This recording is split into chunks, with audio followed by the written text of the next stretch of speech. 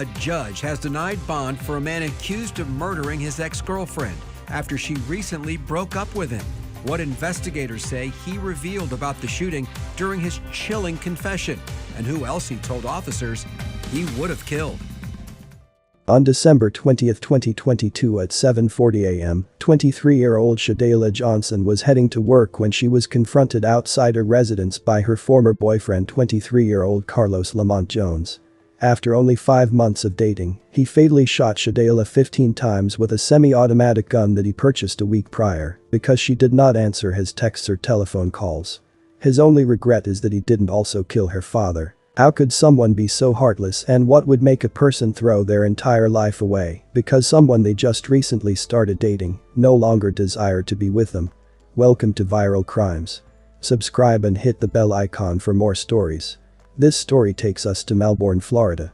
Beautiful 23-year-old Sha'Dayla Johnson had her entire life ahead of her.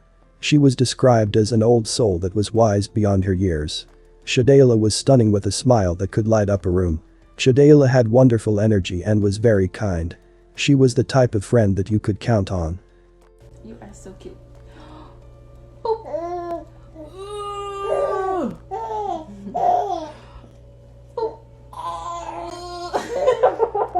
Did you hear him do it?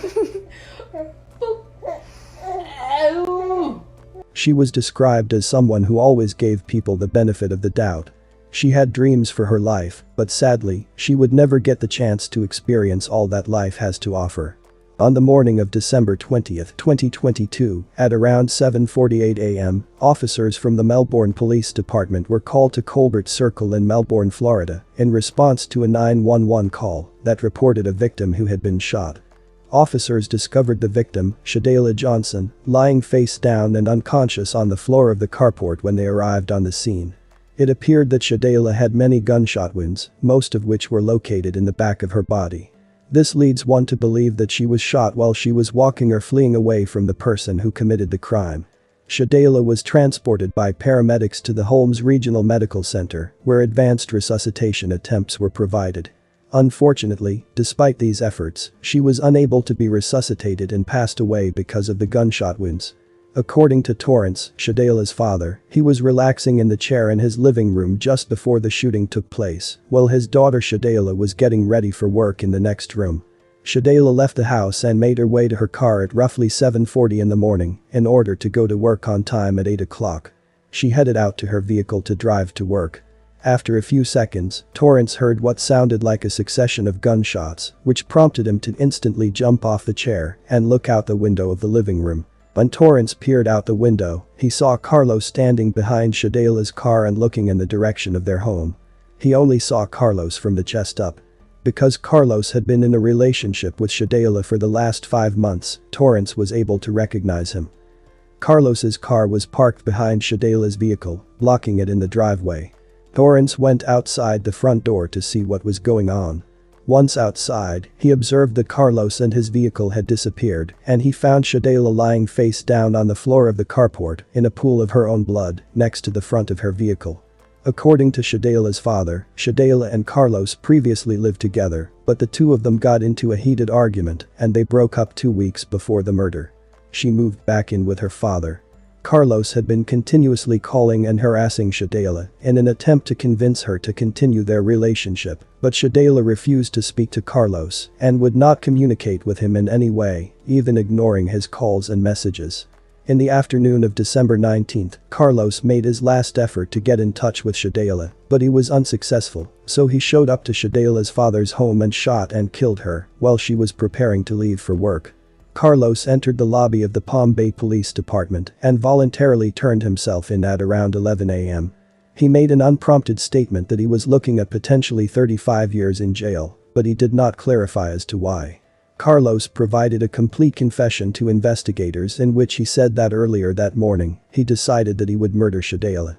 He admitted to shooting her with a semi-automatic weapon that belonged to him. Carlos told investigators that he woke up in an enraged state that morning because Sha'Dayla had not been responding to his phone calls or messages. Carlos claims that this was the reason for his anger. Carlos said that he made the decision to shoot and murder Sha'Dayla right at that moment. He was aware that Sha'Dayla had to be at work at 8 a.m., so he drove to her residence in Colbert Circle just after 7:30 a.m. in order to confront and kill her. Carlos admitted to pulling his black Nissan sedan behind Sha'Dayla's vehicle in the driveway in order to block it in, and he confronted Sha'Dayla as she was exiting her front door to go to work. After he had a brief conversation with her, Sha'Dayla walked away from him and continued heading in the direction of her residence. That's when Carlos pointed his gun at Sha'Dayla while she was walking away from him and shot her 15 times in the back. Carlos said that he estimated that he shot her 15 times because he only had 3 shots remaining in his magazine, and he came with a magazine that was completely loaded with 18 bullets. Sha'Dayla dropped onto the floor of the carport in front of her vehicle after being shot. Carlos said she was around 8 feet away when he shot and killed her. Carlos obtained the firearm and ammo that he used to kill Sha'Dayla from a nearby gun store about a week before the murder took place. He claims he first bought the weapon for the purpose of protecting himself, but later used it to shoot Sha'Dayla. After killing Sha'Dayla, he went to the apartment he was staying at, which was located in Melbourne, and changed his clothes there. He threw away the clothes he wore during the murder and a box of 9mm ammo in a trash at his apartment building. After discarding the evidence, Carlos exited his apartment. He drove onto the interstate and threw his pistol magazine, which included 3 rounds of 9mm ammo, out the passenger side window of his vehicle.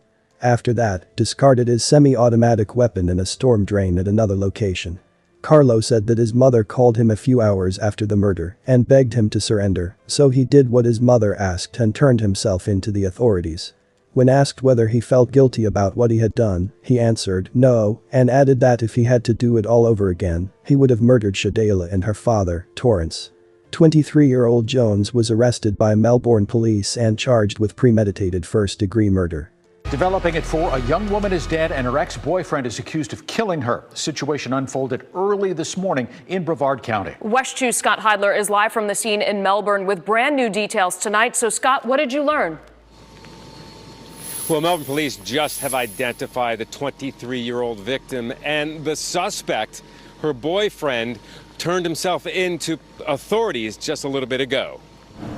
The victim, Sha'Dayla Johnson, was found shot several times this morning after police were called in just before 8 a.m. to this house on Colbert Circle.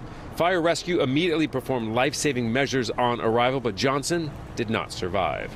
Melbourne police confirming that her ex-boyfriend, Carlos Jones, who was initially a person of interest, turned himself in at 10:30 this morning to the Palm Bay Police Department.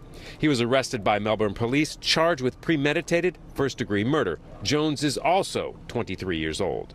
We spoke with a woman who said she's Johnson's aunt, saying that she was well supported here in the community. Yeah, she was loved dearly. Beautiful soul, beautiful young lady, and this has been very tragic.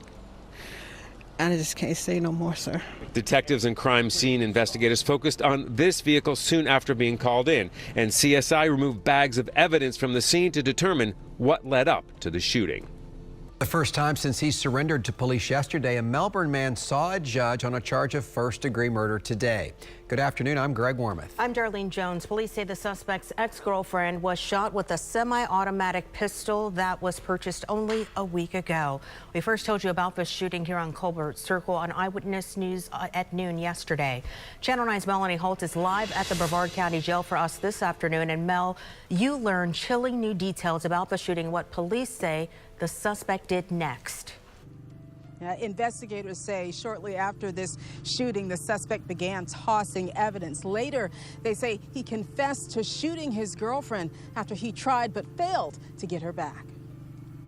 23-year-old Sha'Dayla Johnson, who you see here in a social media post, was on her way to work yesterday when Melbourne police say she was confronted by her ex, 23-year-old Carlos Jones. According to court records, Jones woke up in an angry state because Sha'Dayla had not been answering his phone calls or texts. Investigators say Jones decided to drive to Johnson's Colbert Circle home to confront and kill her. Mr. Jones, I do find probable cause for your arrest. Police say that Jones and Johnson exchanged some words in her driveway before he pointed his handgun and shot Johnson in the back 15 times. Johnson's father, who was inside of the house at the time, heard the shots ring out. Frankly, I have to determine that you're a danger to the public. So no bond. is appropriate. After the shooting, investigators say that Jones told them he discarded his clothing and tossed his weapon down a storm drain. Hours later, police say he received a call from his mother urging him to turn himself in. And he did at the Palm Bay Police Department. An investigator who arrived later said he asked Jones if he was remorseful, and he was told that if he had to do it all over again, he would kill Sha'Dayla and her father. Police say that they did recover some clothing from the suspect's apartment complex in a dumpster. They also recovered a weapon, the one they believed was used in this shooting. Live here at the Brevard County Jail, Melanie Holt, Channel 9 Eyewitness News. He is currently locked up at the Brevard County Jail for first-degree murder and use of a firearm in the commission of a felony. Sha'Dayla's friends and family are devastated by her untimely death. Her former teacher Ms. Connor stated that Sha'Dayla was emailing her about her college plans before she was tragically taken. She said, "To say I am devastated by this news is an understatement. I do not look for sympathy, all I ask is for us all to dig deep on how we can strengthen women to learn the warning signs of a man that should no longer have access to us. I am grateful for my time with this one, but I am angry at how something like this can happen to such a beautiful soul. She was 23, with her whole life ahead of her. Please pray for Sha'Dayla's family. Forever in your corner, sweet girl." What happened to Sha'Dayla was an awful tragedy, and it had to be devastating for a father to discover his daughter dead in that way. Who knows what happened between Sha'Dayla and Carlos while they were living together that caused her to break up with him and move back in with her father, but she did the right thing, removing herself out of possibly a toxic or maybe even abusive situation and cutting off all contact with her ex-boyfriend. If he would show such anger and rage at her refusal to answer his calls and text messages, he has probably shown her some sort of anger and rage before. Sadly, he couldn't just move on, but instead decided that she didn't deserve to live because she didn't want to be with him. My condolences to her friends and family and all of those who loved Sha'Dayla. She didn't deserve what happened to her. She deserved to still be here. Thanks for watching, and I will see you in the next video.